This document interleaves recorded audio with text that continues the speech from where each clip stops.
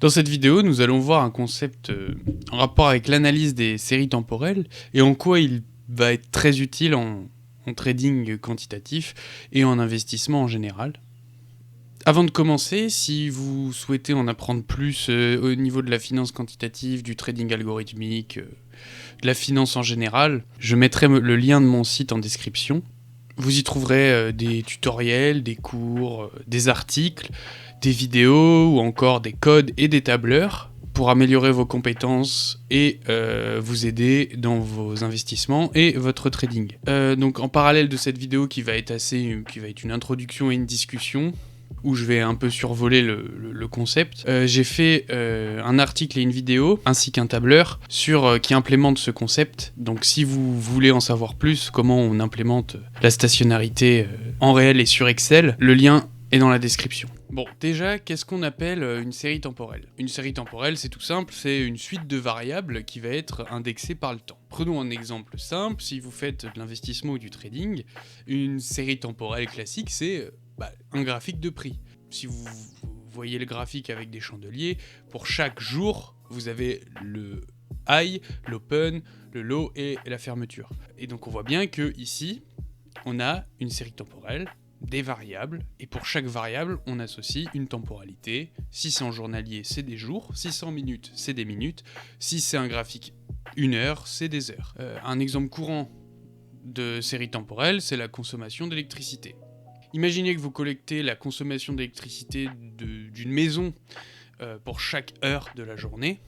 Pendant une semaine, vous avez une mesure de la consommation d'électricité pour chaque moment dans la journée.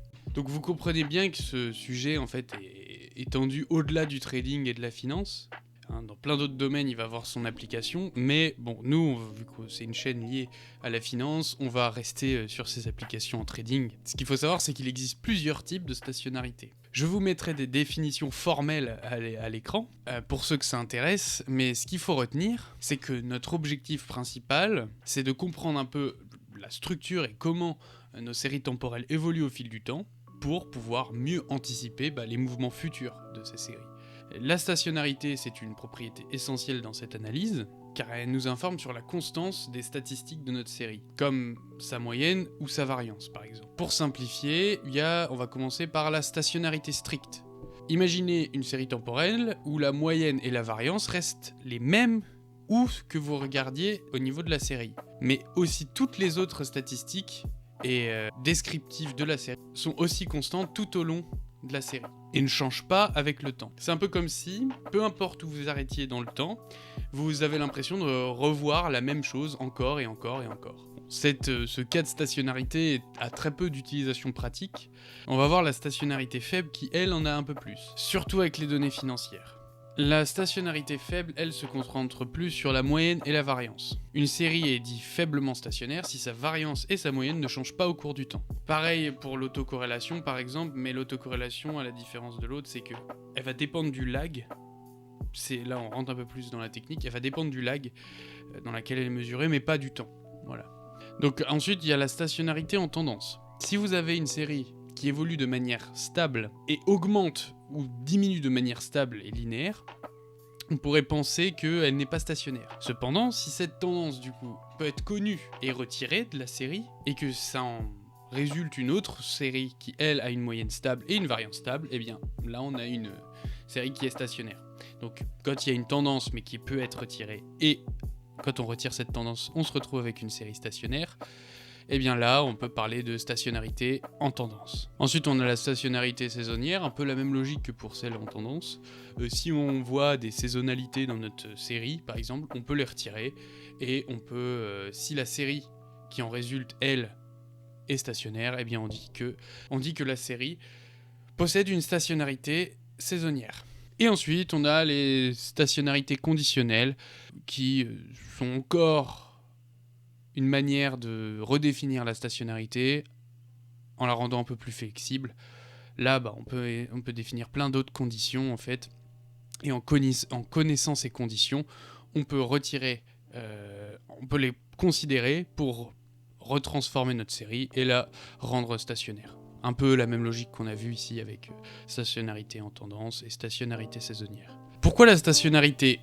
strict et rare dans les séries temporelles financières. Bon, bah les marchés financiers en général, ils vont être influencés par, comme vous le savez, d'innombrables causes, d'innombrables événements comme des guerres, plein d'événements imprévus, la psychologie humaine, des changements économiques, etc.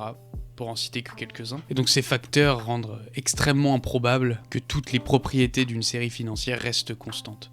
Les modèles statistiques et économiques ne peuvent donc pas capturer toutes ces caractéristiques en simultané, et il est quasi impossible qu'il en résulte une série stationnaire. Mais les analystes, du coup, et les traders vont rendre un peu plus souples les hypothèses de stationnarité pour construire des modèles prédictifs. Bon, déjà, là, c'est très théorique. Maintenant, on va voir deux graphiques. Un à gauche, c'est une série stationnaire, et un à droite, c'est une série non stationnaire. Donc, pour que vous voyez graphiquement à quoi ça ressemble, on voit qu'il y en a une qui s'écarte, qui diverge, qui ressemble à une marche aléatoire. Quant à l'autre, on voit qu'elle a une des propriétés comme le fait qu'elle va revenir autour d'une moyenne. Elle est beaucoup plus prédictible que l'autre. Ensuite, ça c'est graphiquement. Mais nous, ce qu'on veut, c'est quantifier mathématiquement à quel point on peut être sûr qu'une série va être stationnaire ou à quel point elle ne va pas l'être. Donc pour ça, il y a différents tests statistiques, comme le test de Dickey-Fuller ou le test de KPSS. Le principe, c'est simple. On va avoir toute une procédure et tout un protocole où on va appliquer des équations, des formules mathématiques pour arriver à la fin à une probabilité qui, en fonction de nos hypothèses de base, va nous donner la probabilité, par exemple, que notre série soit stationnaire. Si cette probabilité est très très proche de 0, bien notre série est non stationnaire. Voilà comment on peut interpréter ça. Donc, si vous voulez en savoir plus, le KPSS, je l'ai implémenté récemment, il est sur mon site. Plus tard, je ferai le test de Dickey-Fuller. Bon, comment appliquer ça concrètement dans le domaine du trading ? Donc, c'est que quelques exemples simples pour déjà qu'on comprenne bien un peu comment on pourrait s'en servir. Après il n'y a pas de limite, à part votre créativité. Donc, prenons le cas où on va se concentrer sur cette propriété du processus, à avoir une moyenne constante. Il va alors plus ou moins varier autour de cette moyenne. On voit directement que du coup, plus il s'écarte de cette moyenne, moins il a de chance d'encore s'écarter de cette moyenne. Et donc, on va pouvoir parier à ce que le processus revienne vers sa moyenne. Que ça soit à la hausse ou à la baisse, en fonction de comment il s'en écarte. Prenons un exemple concret où on a un prix d'un actif, une action, un futur, une paire de devises, n'importe quoi, qui suit un processus stationnaire. Eh bien, on aura juste à le shorter quand il s'écarte un peu trop de sa moyenne à la hausse, et à l'acheter, ou le long quand il va s'écarter un peu trop de sa moyenne à la baisse. Je vous mettrai des exemples à l'écran, mais cette stratégie s'appelle une stratégie de retour vers la moyenne. C'est très connu. Le plus connu, c'est quand on utilise des bandes de Bollinger, donc avec de l'analyse technique, mais de manière générale, et donc là avec une méthode un peu plus quantitative, l'idée c'est qu'on identifie un actif qui, pendant une période de temps donnée, suit un processus stationnaire, avec les tests que je vous ai présentés précédemment. Si il est stationnaire, dans ces cas-là, on applique la stratégie de retour vers sa moyenne, jusqu'à ce qu'il ne le soit plus, et une fois qu'il ne l'est plus, on arrête et on passe sur un autre actif. Et pareil, après, en fait, on peut très bien utiliser les bandes de Bollinger pour nous donner des signaux. Mais la différence, c'est que là, on se sert d'une statistique pour savoir quand est-ce que là, la stratégie a du sens, parce que le processus est stationnaire, alors que si on utilise par exemple la même stratégie donc avec des bandes de Bollinger par exemple, parce que c'est le cas le plus simple, sur un processus non stationnaire, on va avoir des très mauvais résultats. Parce que le processus va pas forcément revenir vers sa moyenne. Et donc, imaginons que le processus s'écarte un peu trop à la hausse, il n'y a aucune raison qu'il revienne vers sa moyenne, parce qu'il peut très bien s'écarter pendant un temps indéfini à la hausse. Bon, pour aller un peu plus loin, vu qu'il y a très peu d'actifs, que c'est connu cette stratégie, et qu'il y a peu d'actifs qui suivent pendant un temps suffisamment long, en fait, un processus stationnaire, eh bien, on peut avoir pareil, c'est la créativité après, trouver des moyens de pallier à ça. On peut créer des actifs synthétiques en fait, en combinant différents actifs, des options, des futurs, des obligations, des ETF, n'importe quoi. En les combinant, donc en shortant certains actifs, en achetant d'autres dans un portefeuille, eh bien, on peut créer un actif qui suit un processus stationnaire, et du coup, au lieu de parier sur une action, etc., on parie sur le portefeuille global, à la hausse ou à la baisse en fonction de s'il s'écarte plus ou moins de sa moyenne. Pareil, je vous montrerai l'exemple sur le tableur Excel qui implémente le test KPSS. Bon, dans un autre exemple un peu plus avancé, j'ai vite fait une vidéo dessus par le passé, même si elle pourrait grandement être améliorée en termes de pédagogie, sur l'implémentation des stratégies de co-intégration. Les stratégies de co-intégration prennent en compte justement ce concept de stationnarité. Mais ça sort du cadre de cette vidéo, donc je n'irai pas plus loin. Bon, tout ça, ça peut paraître super sympa. On voit une série stationnaire, on identifie la statistique, notre statistique nous dit qu'elle est stationnaire, parfait. On peut trader avec une stratégie de retour vers la moyenne. Mais dans les cas pratiques, comme vous le savez, les marchés financiers, c'est une énorme compétition. Donc, c'est pas si simple.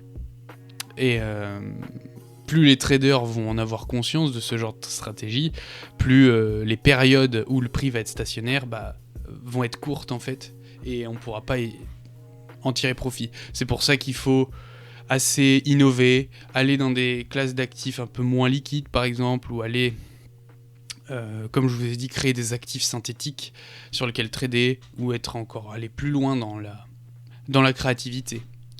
Mais voilà le problème en général, c'est qu'on va identifier, par exemple si on veut le cas le plus simple, on identifie un actif, on attend que son prix range en fait, donc suive un processus stationnaire sur une certaine période, et pendant qu'il range, on va utiliser une stratégie de retour vers la moyenne. Le problème c'est que quand on fait ça, le temps qu'on identifie que le processus soit stationnaire, eh bien il ne l'est déjà plus et on va se faire squeeze en fait. Donc c'est toujours un problème. Mais voilà, c'est un concept intéressant à prendre, à mettre dans sa boîte à outils et à réutiliser dans différentes stratégies qu'on va perfectionner au fur et à mesure. Pour résumer, bien que la stationnarité ne puisse pas toujours être constante sur les marchés financiers, sa reconnaissance et son utilisation dans des modèles de stratégie et d'analyse peuvent contribuer à naviguer avec succès dans l'environnement très complexe que sont les marchés financiers. Donc voilà, ça sera tout pour cette vidéo et cette petite introduction et discussion autour de la stationnarité. Si la vidéo vous a plu, vous pouvez mettre un like, commenter, vous abonner. Et pour ceux qui veulent aller plus loin, tout est dans la description. Sur ce, portez-vous bien et à la prochaine.